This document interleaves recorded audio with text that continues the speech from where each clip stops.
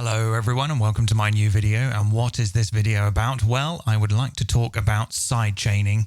Sometimes when I lurk on internet forums like a bit of a shy womble, I stumble across repeated conversations about sidechaining from multiple sources and how to overcome that. And that kind of got me thinking, yeah, that is actually quite an interesting thing to try and solve. For some of you, this might be bread and butter, but for some of you who are just getting into this, you might be facing this problem quite a lot. For example, you're making a track and you want to sidechain, your synthesizer or something, get that pumping sound, but you want to do it off the kick and the snare or perhaps other things. And you're kind of like, oh, how do I do that? Because generally, most of the time, you're kind of only choosing one source to act as the trigger for your sidechain. So I'm going to sort of investigate that a little bit, and maybe this might be quite useful. So I've got like just a synthesizer here, wow, which is pretty loud. I'm going to filter it down. Actually bring it down a little bit more here. So right, take that envelope off. And I kind of want it to kind of breathe and pump off the percussion, the kick and the snare particularly. To do it with just a 4/4 kick is pretty straightforward. You just route your 4/4 kick as your sidechain trigger. But I want to do it with the kick and the snare. So I kind of created 3 different scenarios in which you might come across that and what you can do to try and remedy sidechaining from multiple sources. So to start with, I've got on the top track here, I've got my kick and my snare on the same track, which might be a thing that people might do. They might arrange their track or make their track and have their kick and their snare in the same track. I personally think there's nothing wrong with that. Don't let anyone tell you otherwise. But also, if someone tells you otherwise, listen. But it's not wrong. So I'm going to put in my compressor here and sort of straight away I can open the sidechain and I can go to sidechain and I can choose kick and snare. Pull down my threshold, and immediately that has now been sidechained off the kick and the snare. But what if you don't have your kick and your snare on the same track? What if you have them on separate tracks? Which I suspect is what a lot of people would probably do.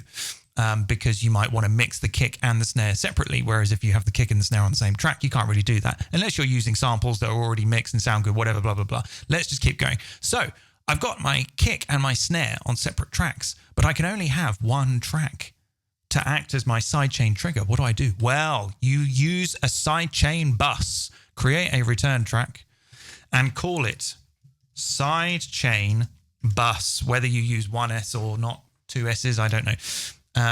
And then what we can do is we can route tracks. Let's actually do it in this window.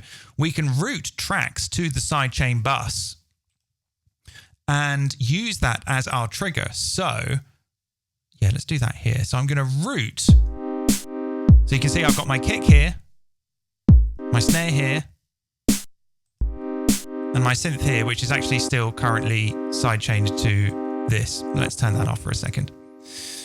Now, if I route the kick and the snare to the sidechain bus, which is currently return A, I can then go to the compressor and choose sidechain bus as my sidechain trigger.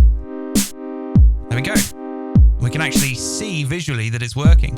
So if I was to dial out the kick, it's only responding to the snare.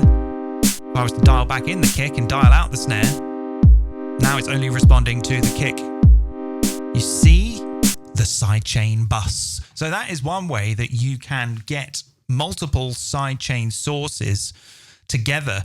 I guess you could probably do it with a group as well, but I would suspect that you probably don't want to do that. Let's try it anyway. Let's make a group and then let's go back to our synth.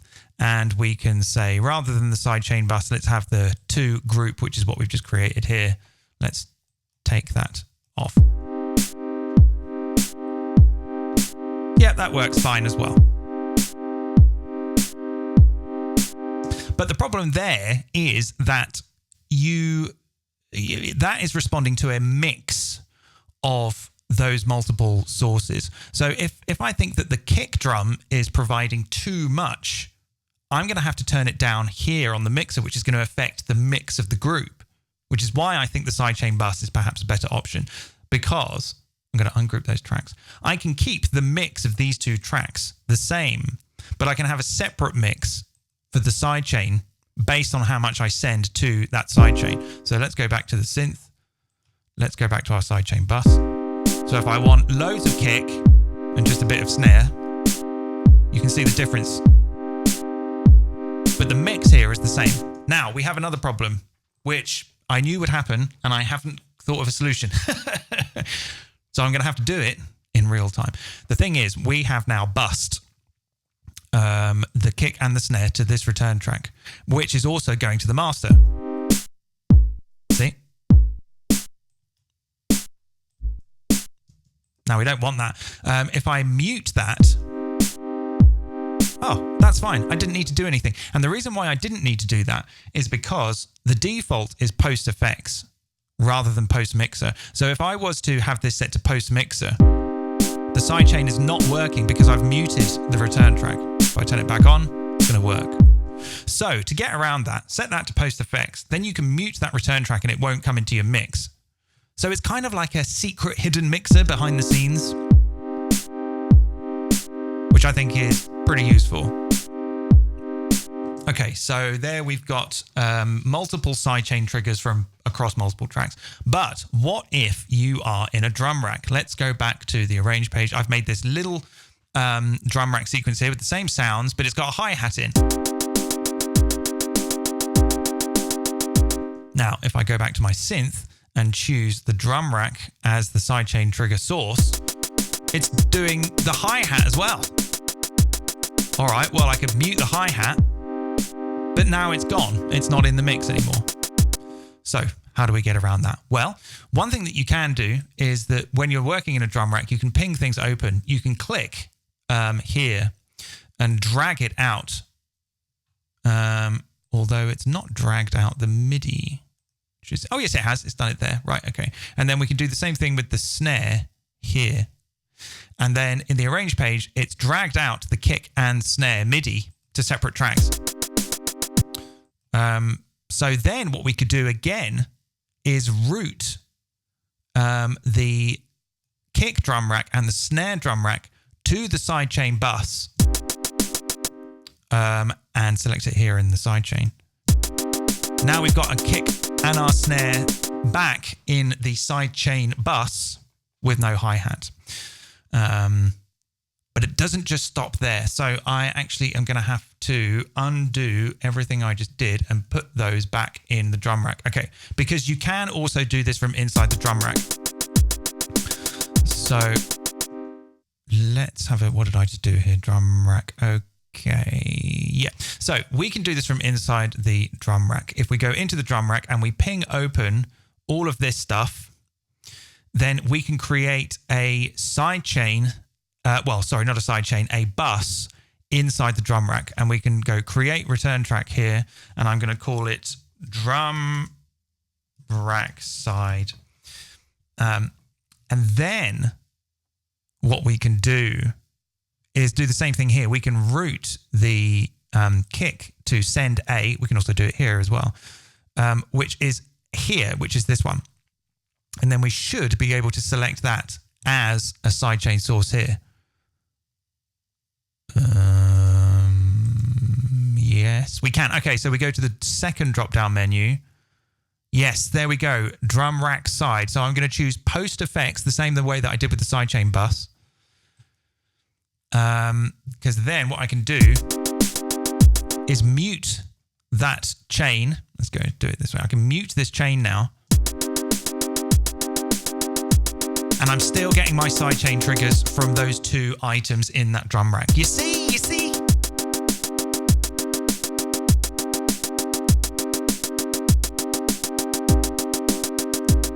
Oh, a really slow attack. Really, this is such a good idea. Whoever thought of this was really smart. This is such a great way to see, because compressors can be a little confusing. This is a very, very nice way to actually see what's happening.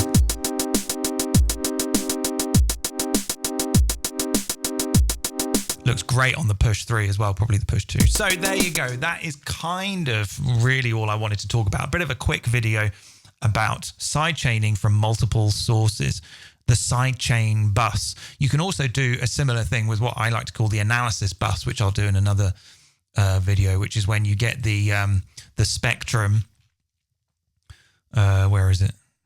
Spectrum, put that on a return track, and then you can actually use that as an analysis bus to sort of compare frequencies across multiple tracks. Because if you put like one spectrum on your kick and you want to see what the frequency is and you want to compare it to something else, you have to then go to another track. But with this, you can hang on a minute, let's do it with this drum rack. So let's make another, actually no, let's do it with this kick and snare.